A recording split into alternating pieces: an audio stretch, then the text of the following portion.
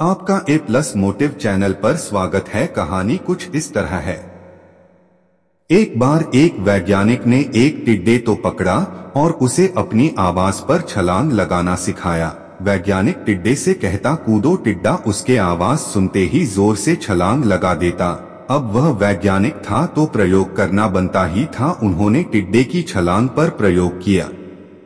वैज्ञानिक ने उसकी एक टांग तोड़ दी और फिर बोला कूदो। अब टिड्डे की छलांग की दूरी कम हो गई। वैज्ञानिक ने उसकी दूसरी टांग तोड़ दी और फिर बोला कूदो। टिड्डे की छलांग और कम हो गई। अब तोड़ी गई उसकी तीसरी टांग, फिर छलांग की दूरी और कम हो गई। एक एक करके बेचारे टिड्डे की सारी टांगे तोड़ दी गई।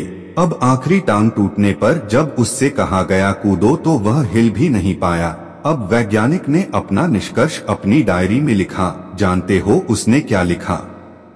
जब टिड्डे की एक टांग तोड़ी गई तो वह थोड़ा बहरा हो गया। जब उसकी दूसरी टांग तोड़ी गई तो वो और बहरा हो गया। हर टांग टूटने के साथ वो और बहरा होता गया और सारी टांग टूटने के बाद वह बिल्कुल बहरा हो गया। अब जोर जोर से चिल्लाने का भी उस पर कोई असर नहीं हुआ। वो तो अपनी जगह से हिला तक नहीं, छलांग लगाना तो दूर की बात थी। इस कहानी को सुनकर सभी को ऐसा ही लग रहा है ना कि क्या मूर्ख वैज्ञानिक था, इतनी सीधी सी बात उसे समझ में नहीं आई।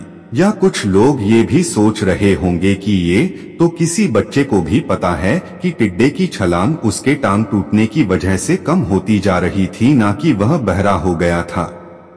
दोस्तों, हम सभी जीवन में कई बार ऐसे ही मूर्ख बन जाते हैं। कई बार जीवन में दो घटनाएं एक साथ ऐसे घटती हैं कि उनका एक दूसरे से कोई संबंध होता ही नहीं, फिर भी ऐसा लगता है कि गहरा संबंध है।